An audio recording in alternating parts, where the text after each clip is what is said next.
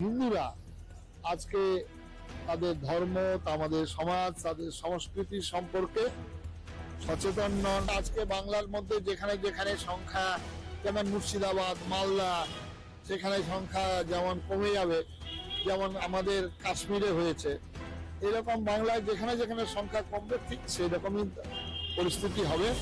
হিন্দুর বিদ্যা আছে, বুদ্ধি আছে, অর্থ আছে, শক্তি সামর্থ্য যথেষ্ট আছে, নেই শুধু একতা। সরকারের মদতে হয় সাম্প্রদায়িক দাঙ্গা। নমস্কার, আপনারা শুনছেন উত্তরের কণ্ঠ থেকে আমি প্রভাত বসাক, তুফানগঞ্জ, কোচবিহার।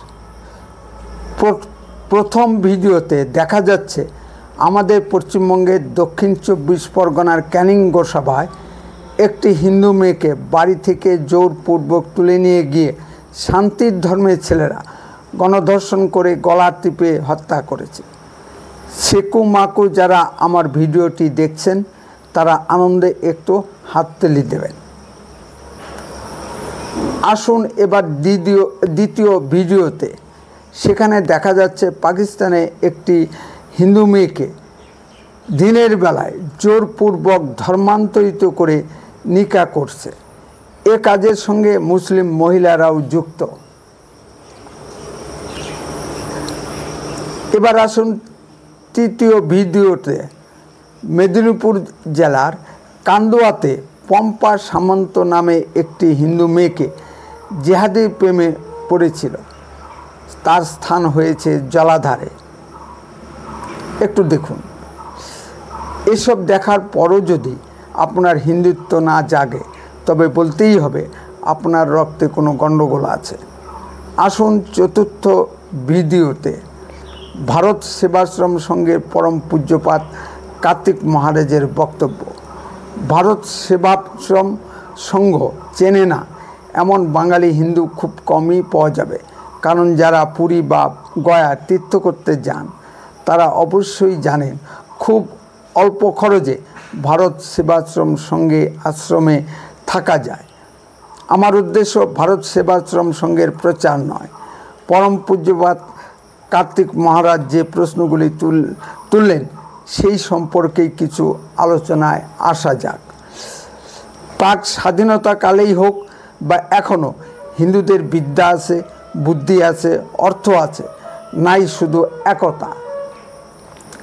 একতাবিহীন একটা জাতির ভাগ্যে যা ঘটার ছিল তাই ঘটেছে। দেশভাগের সময় পূর্ব বাংলায় হিন্দুদের সংখ্যা ছিল 40% উপরে। হিন্দুদের উপর যখন মুসলিম আক্রমণ শুরু হলো তখন সব হিন্দুরা এককভাবে ভাবতে শুরু করলো मैं একলা হুঁ। ঐক্যবদ্ধভাবে প্রতিরোধের পরিবর্তে হিন্দুরা যে যার মতো করে পালিয়ে আসার শুরু করলো, আর মুসলিমরাও পেয়ে গেল সুযোগ। হিন্দুরা যদি ঐক্যবদ্ধভাবে প্রতিরোধ শুরু করত তাহলে আজকে বাংলাদেশের অবস্থা এই পর্যায়ে যে পৌঁছাতো না। এখানে আমরা হিন্দুরা ব্যর্থ। অনেক শিক্ষিত মুসলমানরাও ঠিক একই কথা বলেছেন। এখন ভারতে এসে আমাদের পুকুর ভরা মাছ, গোলা ভরা ধান, গোয়াল ভরা গরু গল্প শুনিয়ে কী লাভ? ভারতের অন্যান্য প্রদেশের হিন্দুদের মতো বাঙালি হিন্দুরা একরকম নয়। বিহারি হিন্দুদের একটি উদাহরণ দেই, তবেই সম্মানিত দর্শক বুঝতে পারবে। কিছুদিন আগে গঙ্গার ঘাট নোংরা হয় বলে প্রশাসনের তরফ থেকে বিহারি হিন্দুদের ছট পূজায় বাধা দেওয়া হয়েছিল। সব বিহারি হিন্দুরা ঐক্যবদ্ধভাবে গঙ্গার ঘাটে গিয়ে ছট পূজা করেছে।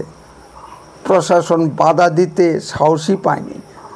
বাঙালি হিন্দু ছেলেরা বিভিন্ন পূজার জন্য চাঁদা তুলতেই উস্তাদ, কিন্তু হিন্দু সমাজ কোথায় যাচ্ছে সে সম্পর্কে তাদের কোনো খোঁজখবর নেই। চাঁদা তুলে কীভাবে মদ খাওয়া যাবে এই চিন্তা সব সময় তাদের মাথায় ঘুরে। বাঙালি হিন্দুরা বিভিন্ন রাজনৈতিক দলে বিভক্ত। হিন্দু সমাজের প্রয়োজনে তারা কখনো এক হতে পারে না। সমগ্র হিন্দু সমাজকে ঐক্যবদ্ধ করার কাজটি নীরবে নিভৃতে করে চলেছে আরএসএস।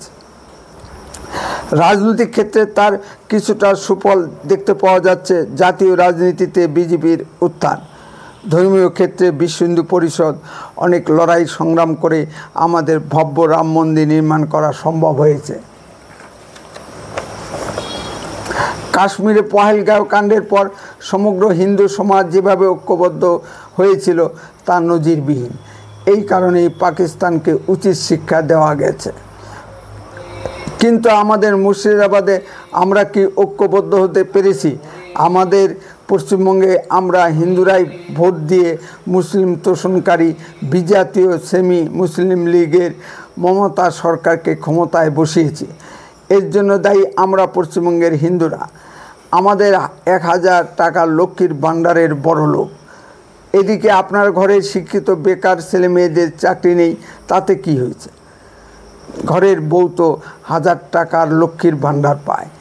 এমন বেকুব বাঙালি হিন্দু জাতি খুবই কম দেখা মেলে বিশ্বে। যতক্ষণ পর্যন্ত না বাঙালি হিন্দুরা জাগবে ও ঐক্যবদ্ধ হবে, ততক্ষণ পর্যন্ত বাঙালি হিন্দুদের উপর মুসলিম আক্রমণ চলতেই থাকবে। আপনার মেয়েকে আপনি রক্ষা করতে পারবেন না।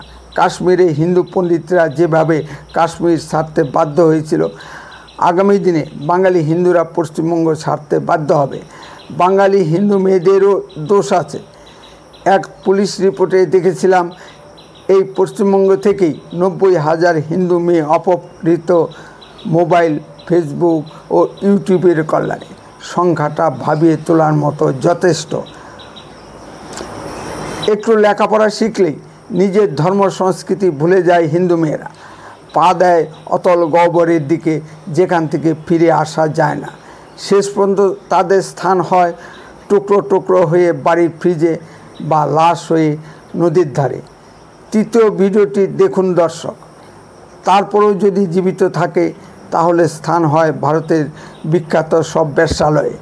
হিন্দু মেয়েরা যদি লাভ জিহাদের ফাঁদে না পড়ে তবে বেশ্যালয়ের মেয়ে পাওয়া যাবে কোথা থেকে? বেশ্যালয়ে এত যে হাজার হাজার হিন্দু মেয়ে কাজ করছে, সকলেই লাভ জিহাদের ফাঁদে পড়া হিন্দু মেয়ে। অভিভাবকদেরও একটু লক্ষ্য দেওয়া প্রয়োজন। অনেক অভিভাবক আছেন যারা বাড়ির মেয়েদের প্রতি লক্ষ্য রাখেন না। মেয়ে কী করছে, কোথায় যাচ্ছে, কোনো খবরই রাখেন না। শুধু কি তাই, মেয়ে কীভাবে রোজগার করছে সে খবরও রাখেন না তারা। সেই জন্যই জ্যোতি মালহোত্রার মতো মহিলারা, পাক গদ্দাররা হিন্দু সমাজ থেকে বেরিয়ে আসে। যতদিন না ধরা পড়ছে ততদিন তো জীবনকে ভোগ করছে। এখন তো জ্যোতি মালহোত্রার হবে হয়তো ফাঁসি কিংবা যাবজ্জীবন কারাদণ্ড।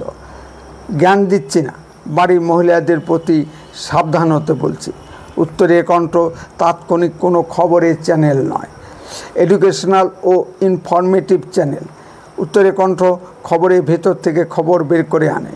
উত্তরের কণ্ঠ সর্বদাই বাস্তব ও সত্য কথা বলে। আরও এই ধরনের ভিডিও পেতে দয়া করে এক্ষুনি চ্যানেলটিকে সাবস্ক্রাইব করুন, বেল আইকনে ক্লিক করুন। আপনার মূল্যবান মতামত কমেন্টে লিখুন।